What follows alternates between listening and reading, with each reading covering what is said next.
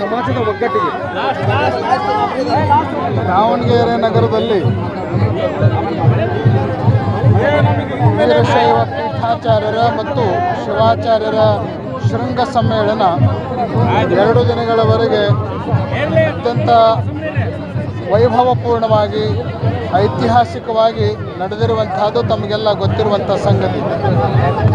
ಈ 2 ದಿನಗಳ ಶೃಂಗ ಸಮ್ಮೇಳನದ ಮೂಲಕ ಸಮಾಜಕ್ಕೆ, ಸರ್ಕಾರಕ್ಕೆ ಹೇಳಬೇಕಾಗಿರುವಂಥದ್ದು ಇಷ್ಟೇ: ರಾಜ್ಯ ಸರ್ಕಾರದಲ್ಲಿ ಏನು ಮೀಸಲಾತಿ ಹಂಚಿಕೆ ಇದೆ, ಅದರಲ್ಲಿ ಹಿಂದೂ ಮೂಲದ ಉಪಜಾತಿಯವರಿಗೆ, ವೀರಶೈವ ಮೂಲದ ಉಪಜಾತಿಯವರಿಗೆ ಒಂದು ತಾರತಮ್ಯವನ್ನು ಮಾಡಿರೋ ಕಾರಣಕ್ಕಾಗಿ ಇವತ್ತು ವೀರಶೈವ ಮೂಲದ ಅನೇಕ ಉಪಜಾತಿಗಳು ಹಿಂದೂ ಮೂಲಕ್ಕೆ ಹೋಗುವಂತಹ ಒಂದು ವಿಚಿತ್ರವಾದ ಬೆಳವಣಿಗೆ ಉಂಟಾಗ್ತಾ ಇದೆ.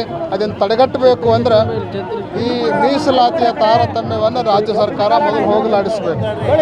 ಎರಡನೇದಾಗಿ ಕೇಂದ್ರ ಸರ್ಕಾರ ಇವತ್ತೇನು ಜಾತಿ ಗಣತಿಯನ್ನು ಮಾಡಲಿಕ್ಕೆ ಮುಂದಾಗಿದೆ, ಅದರಲ್ಲಿ ಫಾರ್ಮ್ದಲ್ಲಿ 3 ಕಾಲಮ್ಗಳನ್ನು ಅಳವಡಿಸಬೇಕು.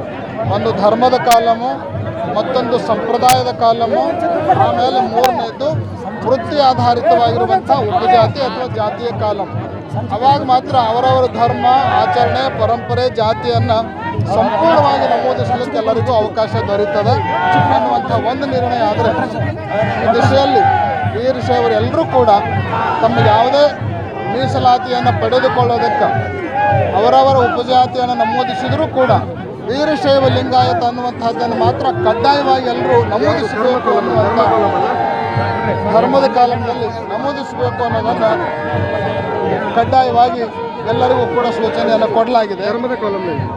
ಧರ್ಮದ ಕಾಲಂನಲ್ಲಿ ಇವತ್ತು ಇದೇ ಒಂದು ಪವಿತ್ರ ಸಂದರ್ಭದಲ್ಲಿ ಲಿಂಗೈಕ್ಯ ಜಗದ್ಗುರು ವಾಗೀಶ ಪಂಡಿತಾರಾಧ್ಯ ಭಗವತ್ಪಾದರ ಹೆಸರಿನಿಂದ ನಿರ್ಮಾಣಗೊಂಡಿರುವಂತಹ ಒಂದು ವೃತ್ತವನ್ನು ಕೂಡ ಪಂಚಪೀಠದ ಎಲ್ಲ ಜಗದ್ಗುರುಗಳ ಅಮೃತ ಹಸ್ತದಿಂದ ಲೋಕಾರ್ಪಣೆಗೊಳ್ತಾ ಇರೋದು ಇದು ಒಂದು ಐತಿಹಾಸಿಕವಾಗಿರುವಂಥ ಘಟನೆ. ಜಗದ್ಗುರು ವಾಗೀಶ ಪಂಡಿತಾರಾಧ್ಯರು ಕ್ಷೇತ್ರೋದ್ಧಾರ, ಸಮಾಜೋದ್ಧಾರ ಮತ್ತು ಧರ್ಮೋದ್ಧಾರವನ್ನು ಮಾಡಿರುವಂತಹ ಒಬ್ಬ ಅಪರೂಪದ ಜಗದ್ಗುರುಗಳವರಾಗಿದ್ದರು.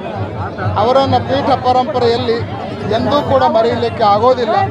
ಅಂತಹ ಜಗದ್ಗುರುಗಳ ಒಂದು ವೃತ್ತ ಇವತ್ತು ದಾವಣಗೆರೆಯಲ್ಲಿ ರಾರಾಜಿಸ್ತಾ ಇರುವಂತಹದ್ದು ನಿಜಕ್ಕೂ ಅವರ ತ್ಯಾಗಕ್ಕೆ, ಅವರ ವಿದ್ವತ್ತಿಗೆ ಸಮಾಜ ಮತ್ತು ದಾವಣಗೆರೆ ಹರಿಹರ ಮಹಾನಗರ ಪಾಲಿಕೆ ಅರ್ಪಣೆ ಮಾಡಿರುವಂತಹ ಒಂದು ಅಭಿನಂದನೆ ಅನ್ನುವಂಥ ಭಾವನೆಯನ್ನು ಇಟ್ಟುಕೊಂಡು ಇವತ್ತು ನಾವು ಅದನ್ನು ಸ್ವೀಕಾರ ಮಾಡ್ತಾ ಇದ್ದೇವೆ.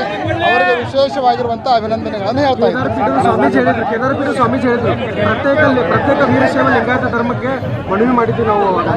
ಈಗ ಜಾತಿ ಗಣತಿ ಸಂದರ್ಭದಲ್ಲೂ ಅದೆಲ್ಲ ಏನಿಲ್ಲ. ಪ್ರತ್ಯೇಕ ಲಿಂಗಾಯತ ಧರ್ಮ ಅಲ್ಲ, ವೀರಶೈವ ಲಿಂಗಾಯತ.